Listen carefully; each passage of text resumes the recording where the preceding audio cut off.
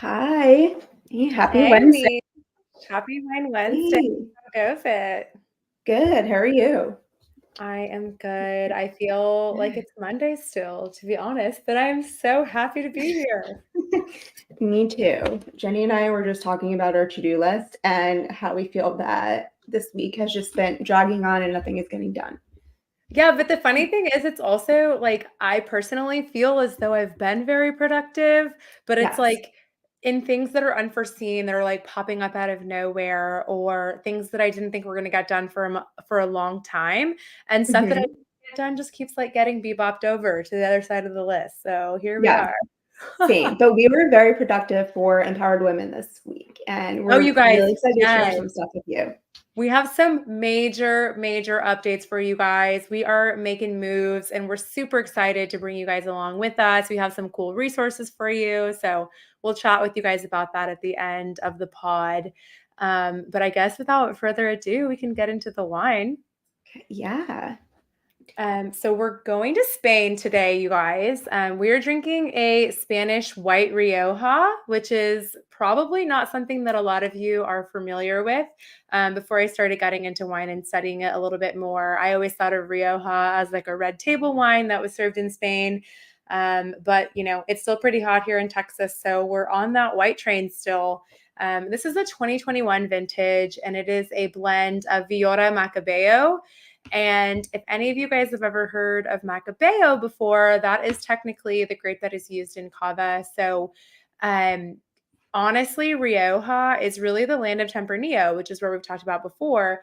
And they also really produce a lot of affordable white wines that are really elegant, in my opinion. Like, you're not going to spend a ton of money on the white wines that you get from there. But to me, a lot of them stand up and drink like French white wines, which are going to be a lot more expensive. So, really good if you're looking for a value. Um, Literally, the oldest line of white wine is continuously made in Spain going back to 1915. So they know what they're doing when it comes to white wine. And this wine is done in stainless steel. So you're not going to get any of that like oakiness. It's really crisp, it's really light. This is going to be primarily fruit and floral tones, but it does have like a touch of herbaceousness if you pay attention to it on the back end.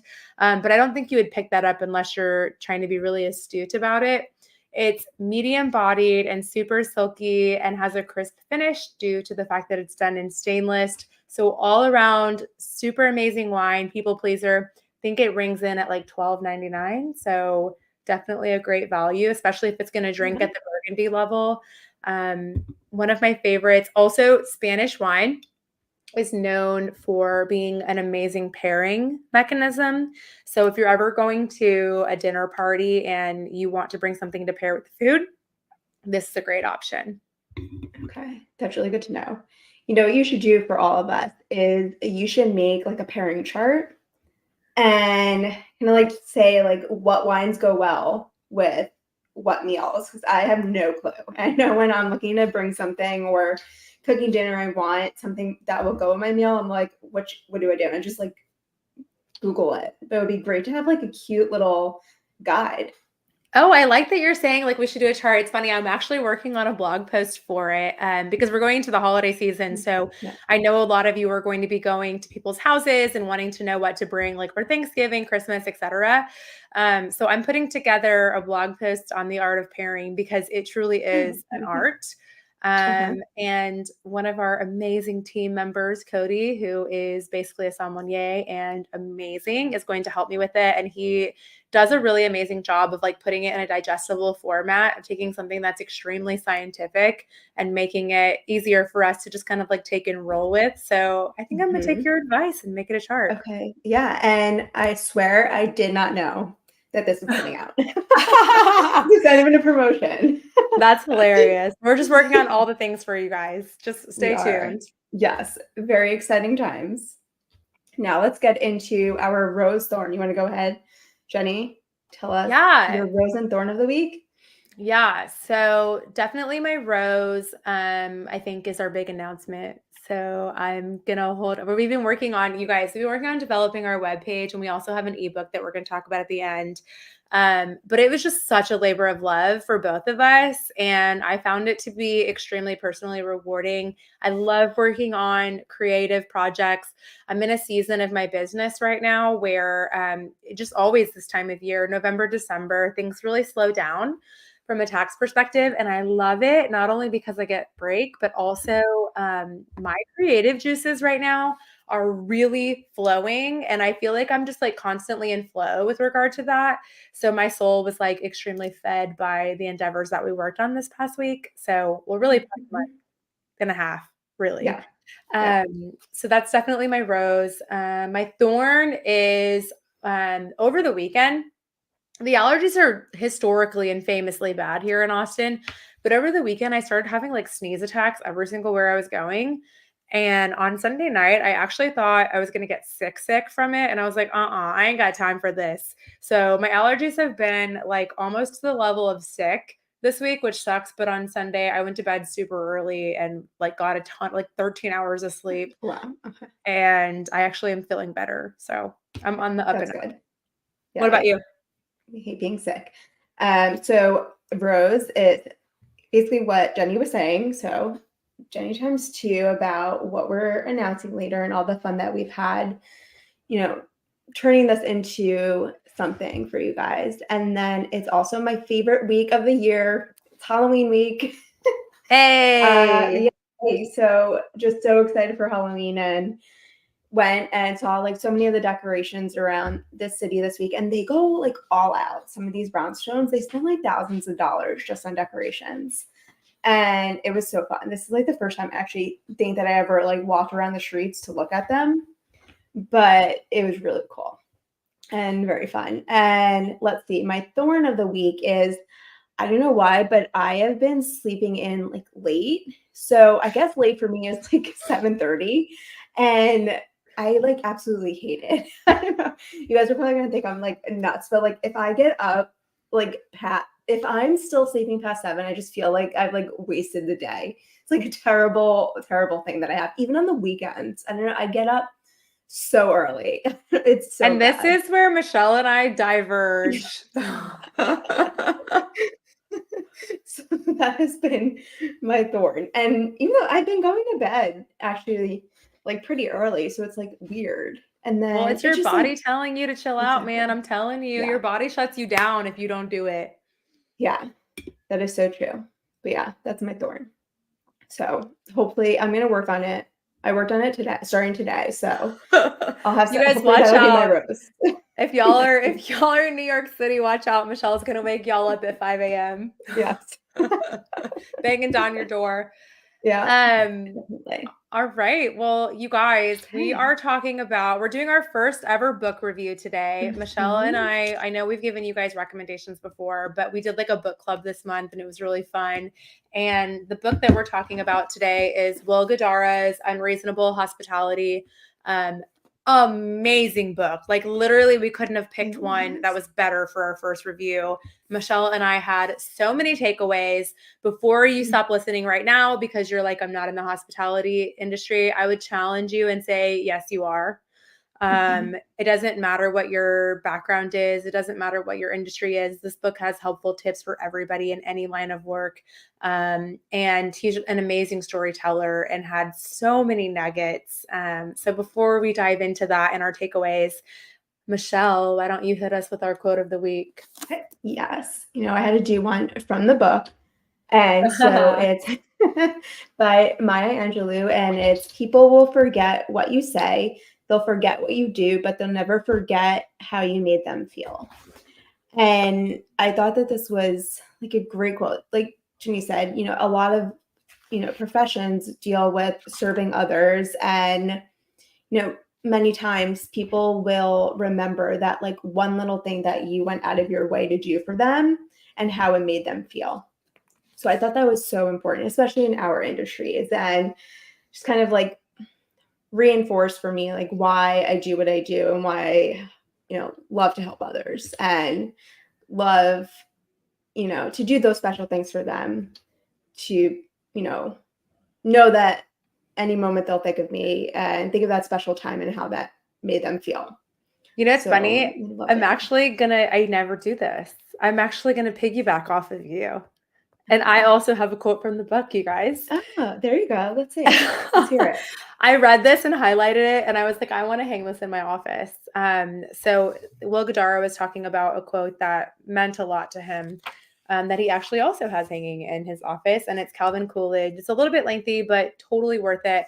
The quote is, "Nothing in this world can take the place of persistence. Talent will not. Nothing is more common than unsuccessful men with talent. Genius will not. Unrewarded genius is almost a proverb. Education will not. The world is full of educated derelicts. Persistence and determination alone are omnipotent." And you guys, like that has been my mantra for my entire life. Like there is no such thing as saturation when it comes to hard work. I know that there are other, variables that come into play. But having a persistent and resilient attitude, like he showed that time and time again as he told us the story.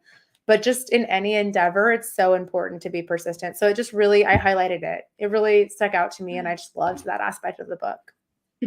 I did love that too. I underlined that one as well. So that was my second choice for my quote. Oh my God. Well, there no, you I go. did. Great Yeah. minds. But like Jenny said, it was an amazing book and I couldn't even put it down. And so Will Guidara is the co-owner of 11 Madison Park.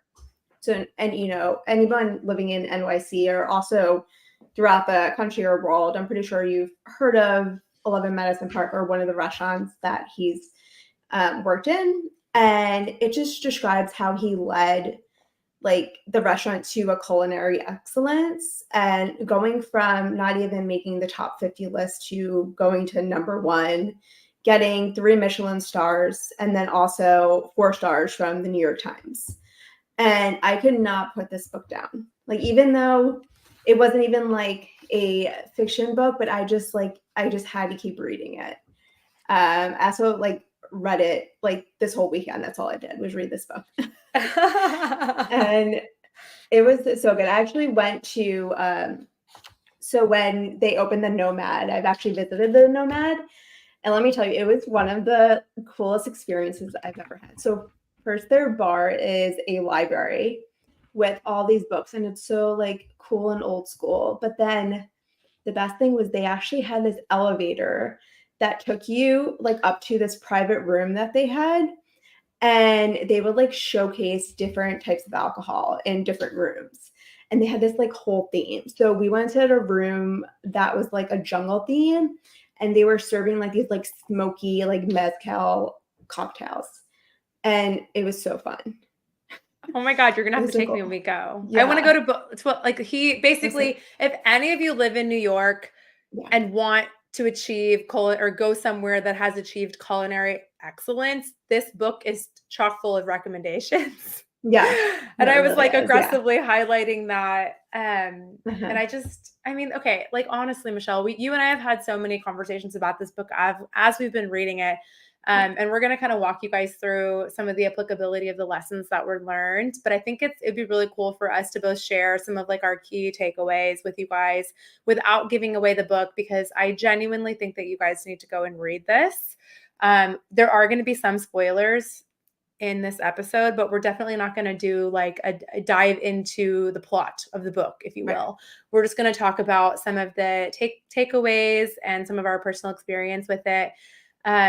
But before we dive into that, like one of the things that really resonated with me so much about this book, even though I'm technically not in the hospitality industry, however, as I mentioned before, if you work with clients, you are, is that he was able to put into words a lot of the things that bring me joy that I hadn't really thought about in that regard before. So he talks a little bit about whenever his mom passed away, him and his dad went to an amazing restaurant in New York City that was Michelin level, where you go in and you're cultivating an experience. And for the few hours that he was in the restaurant, he was able to forget about the grief that he was going through. It was an escape where he just got to be and exist. And that's why I covet and value experiences so much. I love going to restaurants for that reason. I love to be immersed in it and to just forget about everything, that's not within those 4 walls. And it's really a romantic experience, like whether it's with your partner or your friends or your family or what have you, like really being able to shut everything off and just be fully present. And those restaurants really set you up to be in that. And there's so much that goes on behind the scenes that we don't know about. And Yeah. that to me is amazing. And then the other thing that really stood out to me was in the beginning of the book. He talks about the difference between service and hospitality. And Mhm. he was actually interviewing somebody to work at the restaurant when she was essentially the one that brought this to his attention. And she said that service is black and white and hospitality is in color. And for me, that just like snapped, right? That's like any interaction that you have with your client, with your coworkers, with your family members. What can you do to not go through the motions and really bring color to the forefront, right?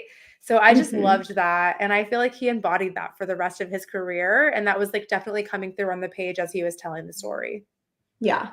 No, definitely. And then I know one of the things that I loved that he put into play and how, this restaurant, this group became known to be like so culturally like excellent, especially with their customers. But they did a thing called Legends where they had like different special touches that they would do for these clients that, hopefully their customers down the road would go on to tell the story. So they called it like legendary.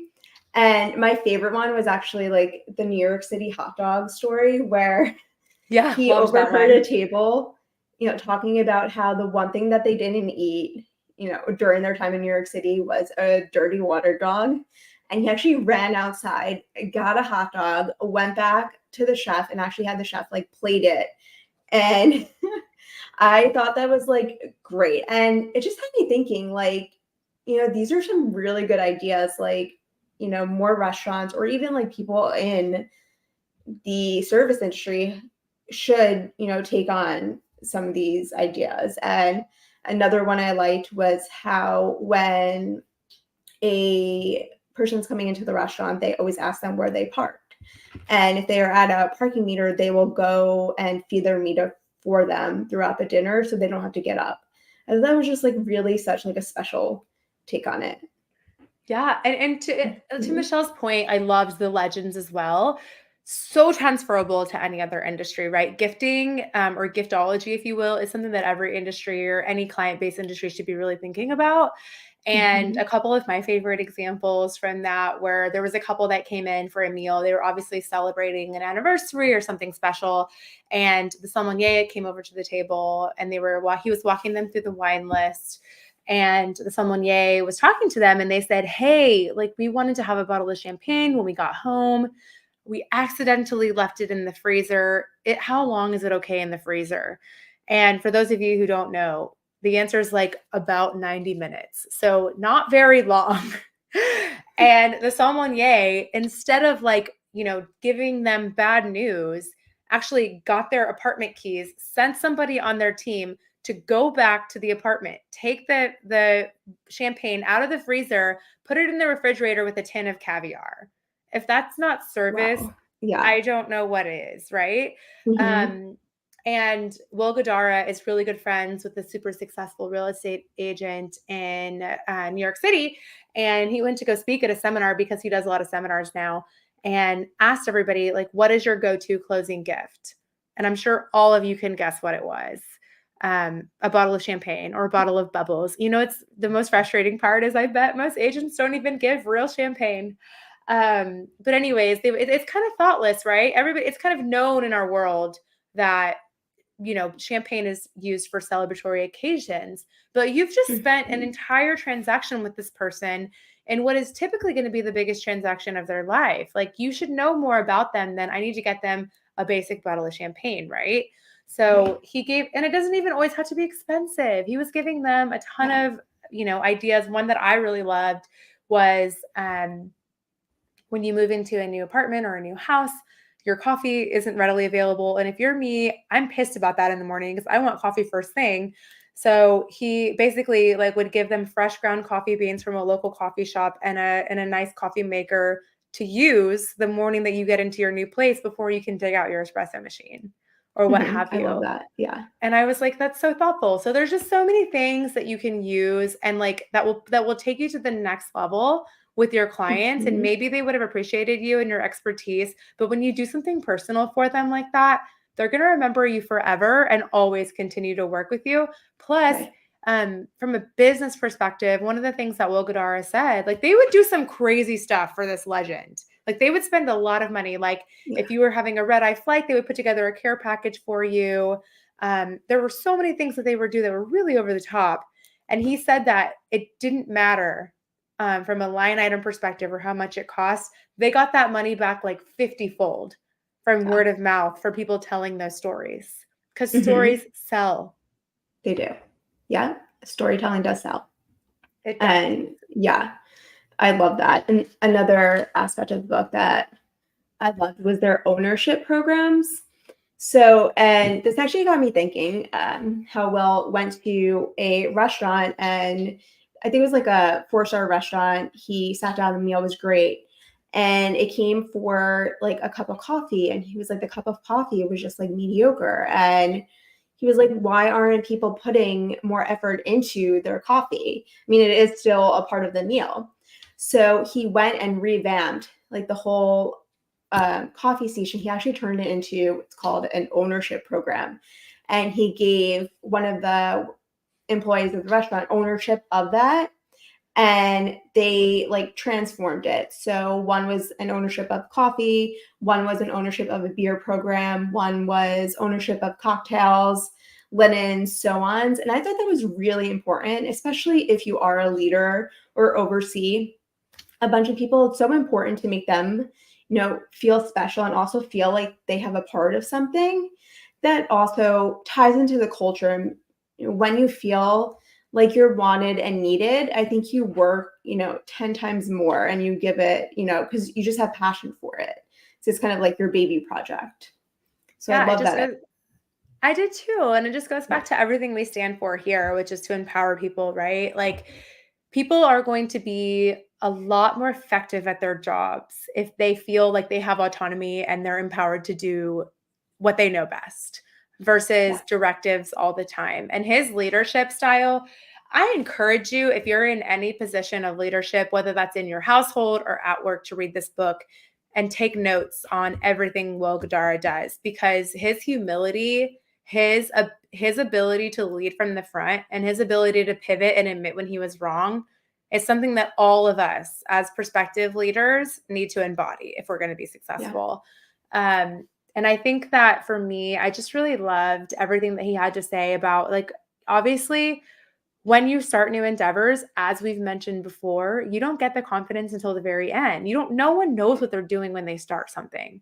And Will was very young when he was thrust into this position, and he didn't know what he was doing at all. And one of the things that he said he holds fast as a tenet is you should promote people before they're ready, Hmm. because they're going to rise to the occasion, right?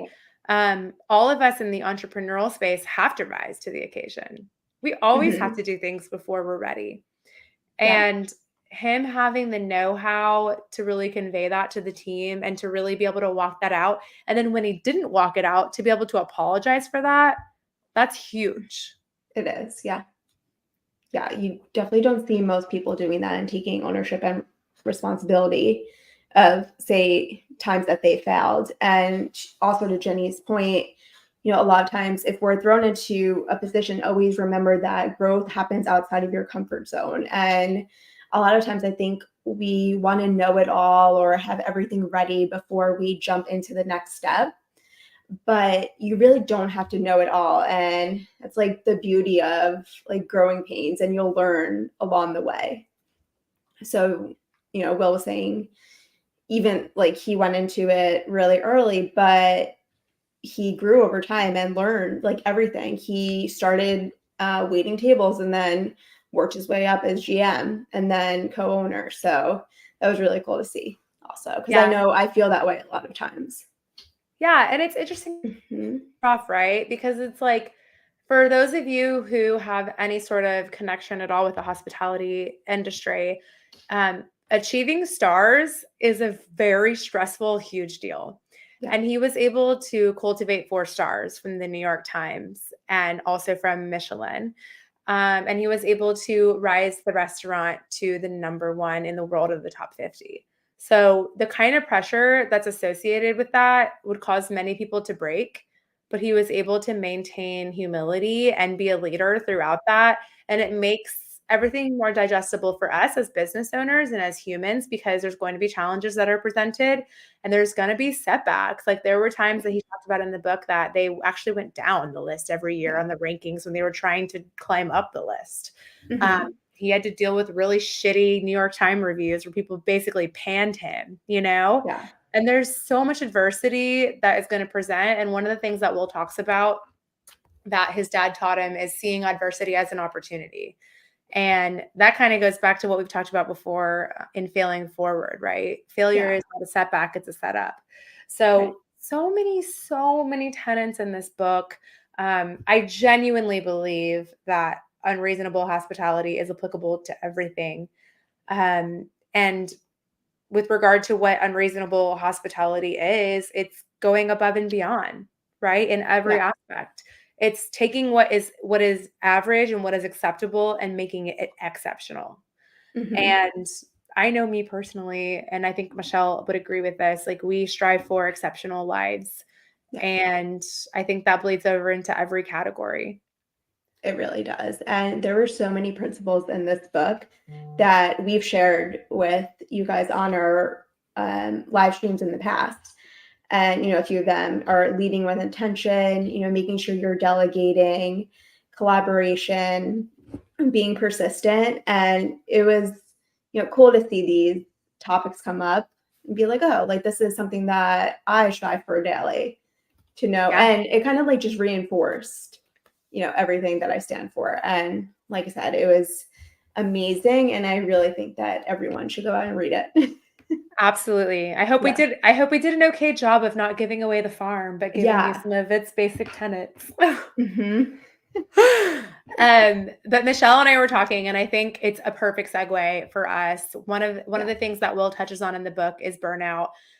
For those of you who have been paying attention to our content over the past month, we've been talking about burnout a lot.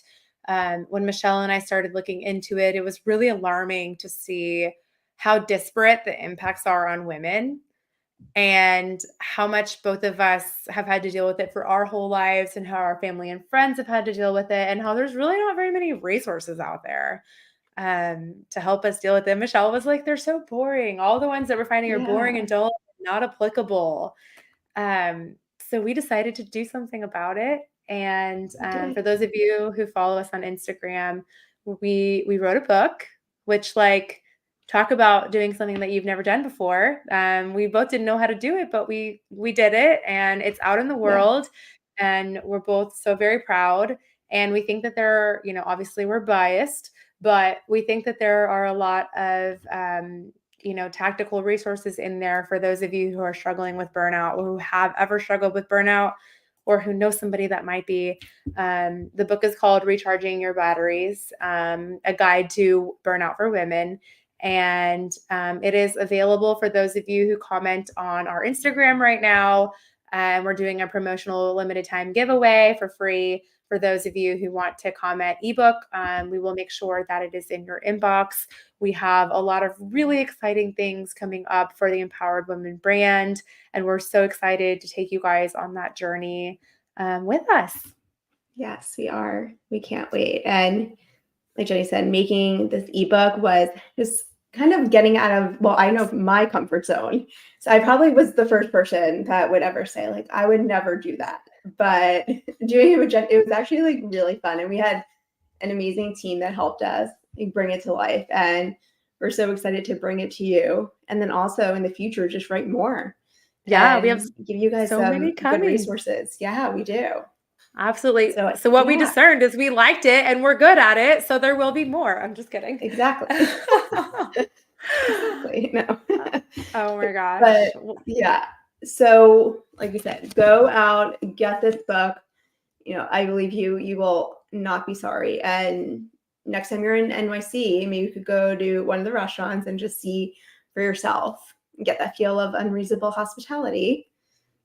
Absolutely. I know I'm making Michelle take me. So if y'all see me, we'll be there. Yes. You better make a reservation now. So they can, I know, seriously. I mean, we're talking 4 Michelin stars, you guys. Okay. Yes. Yeah, exactly. All right. Well, Well, I you guys hope have a everyone good enjoys one. their Wine Wednesday. We'll see y'all next Yeah. week. Okay. Bye.